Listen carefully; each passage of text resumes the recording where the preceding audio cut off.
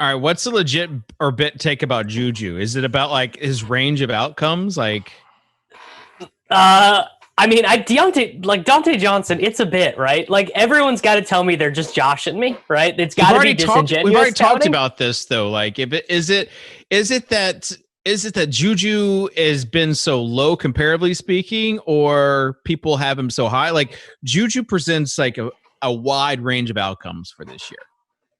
So what's your take? What's your take, Peter, on Juju this year?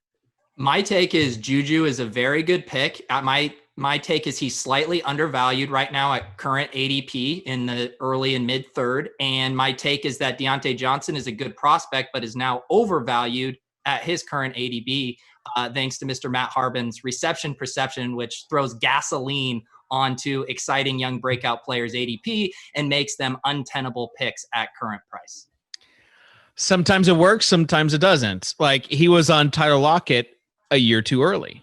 Like I don't know if you remember the Lockett year, but Matt's stuff is generally like, I don't really read anyone who does the film-based stuff, but every year when his reception perception comes out, I have him on because I love that it is basically just measuring like how often these dudes are open, but in a way of like, not like, oh, this dude's always open, he doesn't leave the field. Like it's actually like, oh no, he's open like 75% of the time. And that stuff, it correlates pretty well.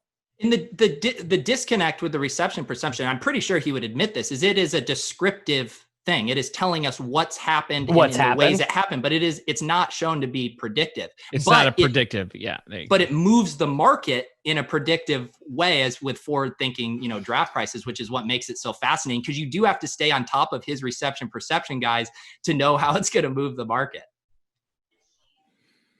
Part of it also has to do with like what you think about the Steelers this year and like Big Ben, if you think Big Ben's just like dusted off.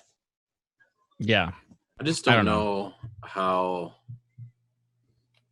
all these guys are going to eat in the same offense as Vance McDonald, who doesn't play there anymore.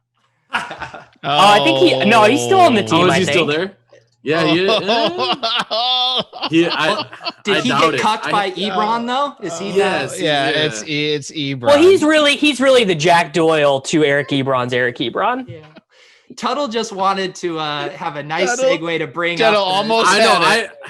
Zach Stacy. I was like halfway through, and then like, oh crap, he doesn't play there anymore, does he? And then he does. What's best is like you were typing, and I know like you typed in like Vance McDonald Steelers. 100%.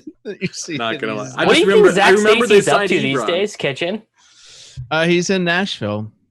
Is he like a high school football coach?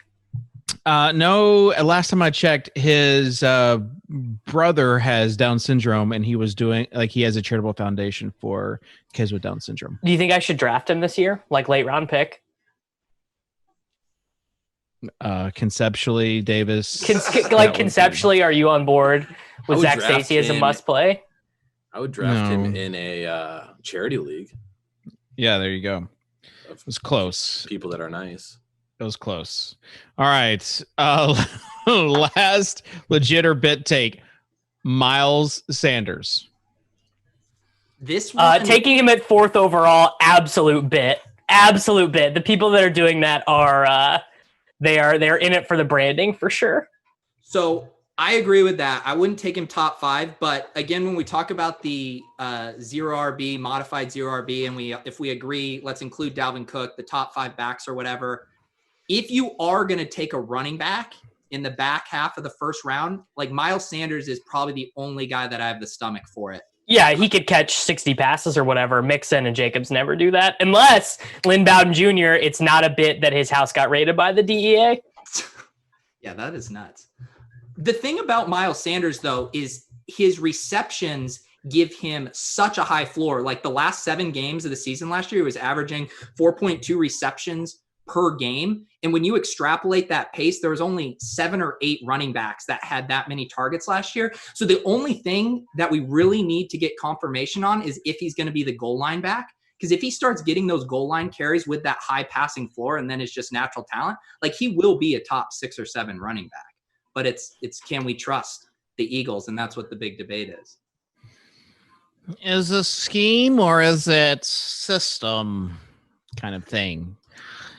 So, yeah. Well, people love the the Eagles have always employed a running back by committee. Yeah, and the running backs have sucked 100% of the time under Doug Peterson. Right. It was like when people said, Cam Newton never checks down to the running back, so Christian McCaffrey's not going to catch any passes. And it's like, that was a really good David Johnson take that people had last year, was like, running quarterbacks don't throw to running backs, unless they're David Johnson, or fundamentally not understanding that in the air raid, running backs are going to be like the second read on every play.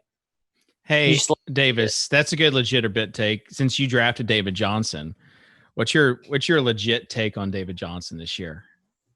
Legit take is he's like done as a runner, but he got traded for DeAndre Hopkins and Carlos Hyde is not on the team anymore. So it's very hard for me to see a season where he doesn't leave with 250 touches in what I expect to be a pretty good offense. So you think that it might be narrative driven? Like, since they traded for him, they're going to give him. I don't care about the narrative. I'm just saying he's going to get more touches than Duke Johnson. I will say that I think there's some narrative to that, in that they got to want to save face. They got publicly crushed for that trade. They now want to prove like, hey, this was worth it. Also, in David Johnson's favor, the Texans hate Duke Johnson. They just refuse. Literally hate him. Yeah. It'd be funny is if someone made a D Johnson take.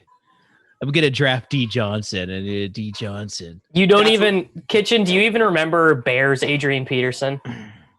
Yeah, no, I'm just saying that joke has been made a bunch of different times. All right. As far as I agree, because Schefter, whose podcast was it on? JJ, I think. His late round podcast with Schefter a few years ago. This is before the Kareem Hunt thing. He called the Kareem Hunt thing, saying teams that trade up for players typically are going to want to get them involved more, that sort of thing. So I think the teams that trade for players and give away your highest valued pick, there's some narrative in that. I can buy into that narrative season.